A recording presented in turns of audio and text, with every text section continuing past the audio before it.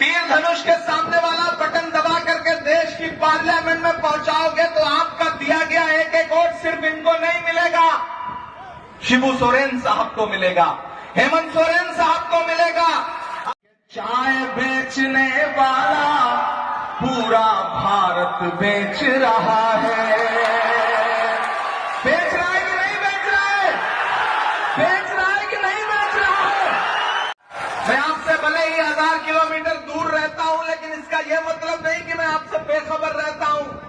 आपके मुद्दों पर सड़क से संसद तक लड़ता हूं, आवाज उठाता हूं। तो मैं यहां आया हूं तो मैं लौट करके राहुल गांधी जी से, प्रियंका जी से, सोनिया जी से ये कह सकूंगा कि मैं गया था गुमानी में और मैं वहां लोगों के सामने अपना दामन फैला के आया हूं विजय भाई के लिए, और लोगों ने कहा है कि हम आपको मायूस नहीं करेंगे। नहीं करोगे ना मुझे मायूस?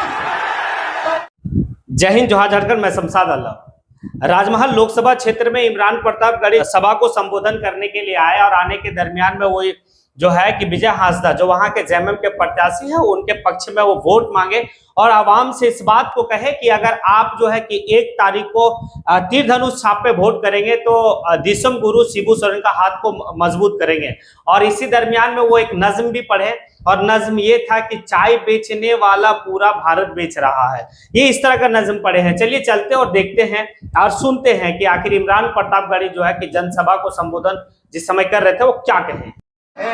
चौकीदार कहाँ सोया है चौकीदार, विजय माल्या नाक के नीचे से हो गया फरार। कहाँ सोया है चौकीदार, कहाँ सोया है चौकीदार, ये चाय बेचने वाला।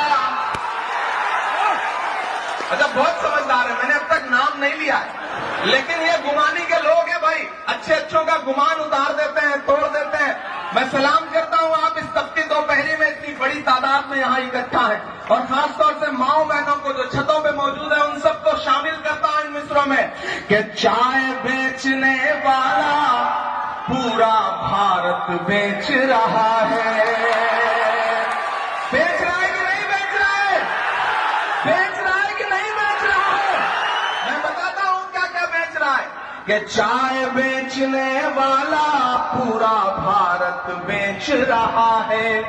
इसी काम में हासिल उसे महारत बेच रहा है कि रेल बिक गई, तेल बिक गया, बिका हवाई अड्डा। इधर वाले तो ताली बजा रहे हैं, जोश दिख रहा है, इधर वाले पता नहीं क्यों खामोश है।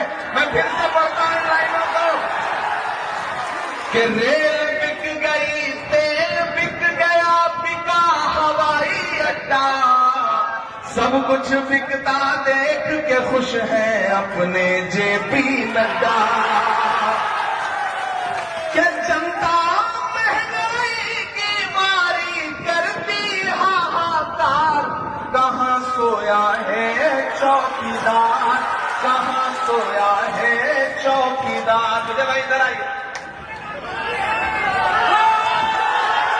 देखो यार, एक बात बहुत जज्बाती तौर पे आपसे कहता हूं, मैंने इस इंसान को देश की पार्लियामेंट में हर दिन आपके मुद्दे पर लड़ते हुए अपनी आंखों से देखा है। मैं हजारों किलोमीटर दूर से आपसे यह कहने आया हूं कि इस इलेक्शन को बहुत जरूरी समझ के लड़िए।